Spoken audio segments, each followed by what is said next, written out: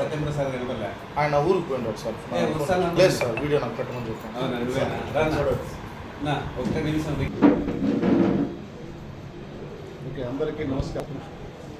మీరు ఓకే అంటేనే సార్.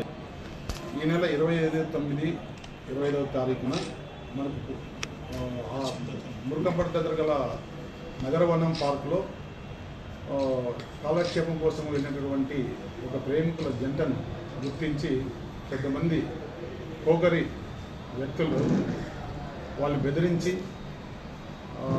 వాళ్ళ వద్ద ఉన్నటువంటి విలువైన వస్తువులను లాక్కొని వెళ్ళినారని ఆ ప్రేమికుల్లో ఉన్నటువంటి అబ్బాయి ఇచ్చిన ఫిర్యాదు మేరకు గత రాత్రి మేము ఎఫ్ఐఆర్ నమోదు చేయడం జరిగినది.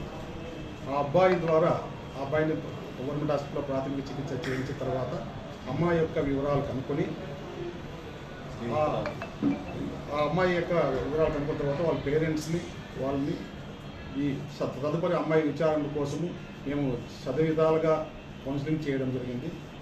ఇనిషియల్గా వాళ్ళు ఈ విషయమై పోలీస్ స్టేషన్కి వచ్చి రిపోర్ట్ ఇవ్వడానికి వ్యతిరేకించినారు. తర్వాత కొంతమంది వాళ్ళ కుటుంబ పెద్దల్లో సహకారంతో ఈరోజు చివరికి వాళ్ళు ఒప్పించి ప్రభుత్వ ఆసుపత్రి వన్ స్టాప్ సెంటర్కి బాలికను వాళ్ళ తల్లిదండ్రులను తీసుకొని వచ్చి ఆ అమ్మాయి స్టేట్మెంట్ రికార్డ్ చేసి చట్టం ప్రకారం POSCO act, SSC act, BNS section ప్రకారం కేసు నమోదు చేసి దర్యాప్తు చేయడం ప్రారంభించినాము. ప్రతి విషయంలో కూడా మా యొక్క ఎస్పీ డూడే సార్ యొక్క సూచనలు, ఇతర హైయర్ అధికారుల సూచనల ప్రకారం దీంట్లో మేము దర్యాప్తు చేస్తున్నాము.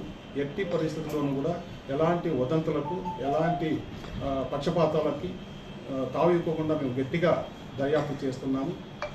మాకు ఈ కేసులో ఏ వైపు నుంచి ఎలాంటి కూడా ఒత్తిళ్ళు కానీ ప్రెజర్స్ కానీ లేవు. మేము ఇలాంటి ఫ్రీ వాతావరణంలో మేము దర్యాప్తు చేస్తే త్వరలోనే నిందితులు పట్టుకొని చట్టం ముందు అప్పగిస్తాం. బంగారు చైన్ లాక్కున్నారని చెప్పేసి మళ్ళీ అమ్మాయి స్టేట్మెంట్లో ముగ్గురు వ్యక్తులు ఆ అబ్బాయిని నిర్బంధించి ఆ అమ్మాయిని ఒకరి తర్వాత ఒకరు రేప్ చేశారని చెప్పేసి ఆ అమ్మాయి ఇప్పుడు మాకు వన్ స్టాప్ సెంటర్లో స్టేట్మెంట్ ఇచ్చింది. దానివల్ల రేప్ సెక్షన్లు, తర్వాత పోస్కో యాక్టు, ఎస్ఎస్సి యాక్ట్ కింద, ఎందుకంటే ఆ అమ్మాయి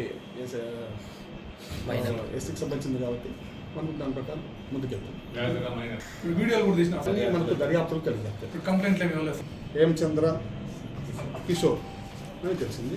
వాళ్ళని త్వరలోనే మేము పట్టుకోవడానికి 2 టీంలు కూడా ఫీల్డ్లో ఉన్నాయి. త్వరలోనే వాళ్ళని సార్ వాళ్ళు చిత్తూరుకు చెందిన వాళ్ళేనా సార్? చిత్తూరు టౌన్కి సంబంధించిన ఎప్పుడు జరిగింది? 25/9 తర్వాత వాళ్ళ వివరాలను బట్టి వాళ్ళు ఏదైనా గతంలో ఏమైనా నేరాలు చేస్తుంటే మనకు తెలియజేస్తే అప్పుడు మనకు తెలుస్తుంది. ఈ నేరం అనేది మైనర్ అమ్మాయి పోస్కో చట్టకు సంబంధించింది కాబట్టి ఆ బాలిక సంబంధించిన యొక్క నివాస ప్రాంతం కానీ, ఎడ్యుకేషన్ ఇన్స్టిట్యూషన్లు కానీ ఎట్టి పరిస్థితుల్లోనూ మీడియాలో కానీ, సోషల్ మీడియాలో కానీ రివీల్ చేయకూడదని మీ అందరికీ విజ్ఞప్తి చేస్తున్నాం. ఎందుకంటే ఈ ఐడెంటిటీ గోప్యం అనేది పోస్కో యాక్ట్లో వాళ్ళకి కల్పించడం ఒక చట్టం ఏంటంటే వెసులుబాటు. దయచేసి దీన్ని అందరూ కూడా గమనించగలరని కోరుతున్నాం. వాళ్ళు 12 o'clock ఎంటర్ అయినారు. వాళ్ళు ఇద్దరు చదువుకుంటున్నారు.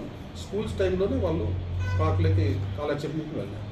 అక్కడ వాళ్ళు ఎవరితో చెప్పుకోలేక కొద్దిగా ఇన్ని రోజులు వాళ్ళు కొద్దిమంది వ్యక్తులకు తెలిసిన తర్వాత వాళ్ళకు ఫిర్యాదు చేయడానికి ఆ అబ్బాయి ముందుకు వచ్చినాడు. అబ్బాయి ముందుకు వచ్చిన తర్వాత ఇది మనకు వెలుగులోకి వచ్చింది.